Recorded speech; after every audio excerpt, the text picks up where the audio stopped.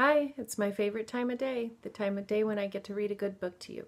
Today we're going to read A Pocket Full of Kisses, and it's by Audrey Penn.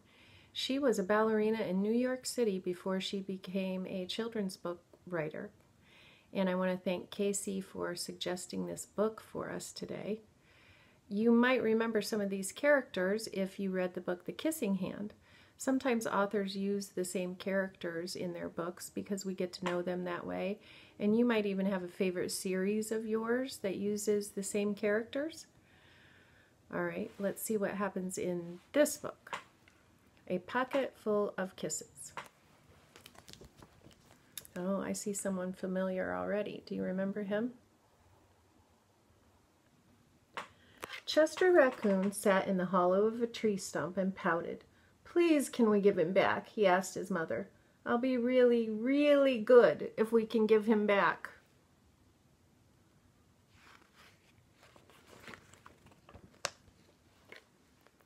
Mrs. Raccoon smiled tenderly. "You're already really, really good, Chester, but I'm afraid no matter how good you are, we can't give him back. Besides, I thought you liked having a little brother." "I did like it at first," admitted Chester, "but now he plays with my toys and swings on my swings and reads my books. Then he pulls my tail and talks to my friends and follows me everywhere I go."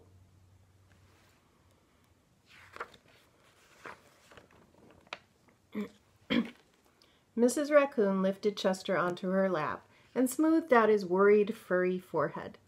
"That's what little brothers do," she explained in a very motherly tone. "It's no different than sharing the woods or sharing the stream or sharing the food we find. Ronnie wants to be just like you." Have any of you ever had that experience? Maybe you have a little brother or sister. Mrs. Raccoon placed Chester on the ground and smiled at him with the soft, loving eyes he knew so well. "I think someone needs a kissing hand," she said, in a voice that was warm and inviting. She took Chester's hand in her own and spread open his tiny fingers into a fan. Leaning over, she kissed him right in the middle of his palm.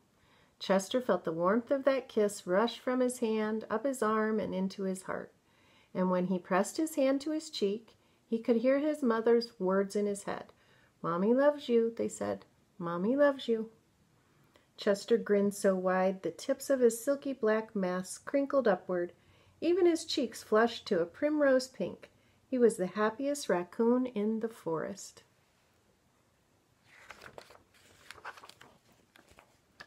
Then, in the blink of a moment, all the joy went out of the little raccoon. His pink cheeks paled, and a stream of tiny hot tears fell like spring rain down his sad little face. Even his silky black mask drooped as he watched his mother reach down, take Ronnie's hand in her own, open his tiny fingers into a fan, and kiss his brother right in the middle of his palm. Look at his face. Can you tell how he feels?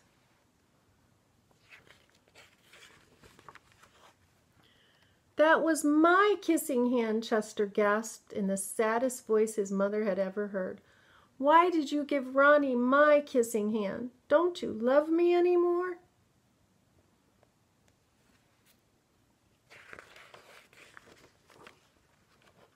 "Oh, Chester," cried Mrs. Raccoon, "of course I love you."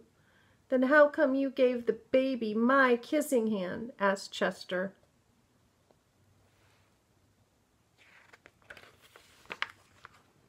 Mrs. Raccoon gathered Chester up in her arms and gave him a great, big, comforting hug. "I would never give Ronnie your kissing hand," she assured him gently. "That was his kissing hand. Now you each have one of your own."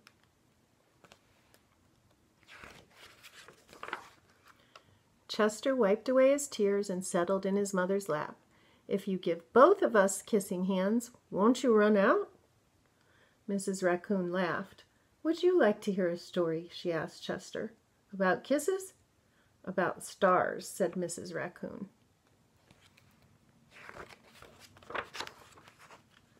Every night, just before the sun goes down, it reaches out with its rays and touches every star in the universe. One by one the stars light up and shine down upon us. Even on nights we can't see the stars, they're up there sparkling away. No matter how many stars fill the sky, the sun will never run out of light, and its rays will never stop reaching out to them. That's the way it is with kissing hands. When somebody loves you, their kisses are like the sun's rays, always there and always shining. No matter how many kissing hands I give you and Ronnie, I will never, ever run out.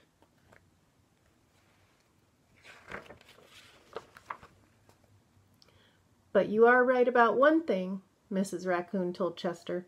Ronnie's big brother widened his eyes and looked surprised. "What's that?" he asked his mother.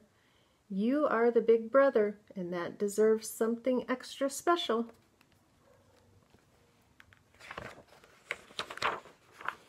Mrs. Raccoon put Ronnie on a swing, then took Chester's right hand in hers and spread open his tiny fingers into a fan.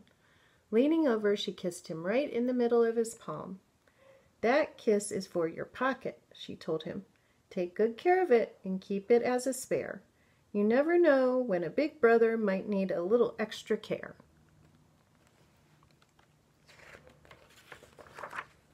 Chester hugged his mother and romped away.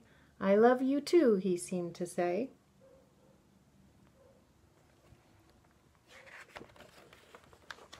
And that's the end. I like the pictures in this book also, and they're by Barbara Leonard Gibson. So have you ever had that experience where maybe you feel like your brother or sister is getting a little more attention than you, but you can be sure that you're still loved?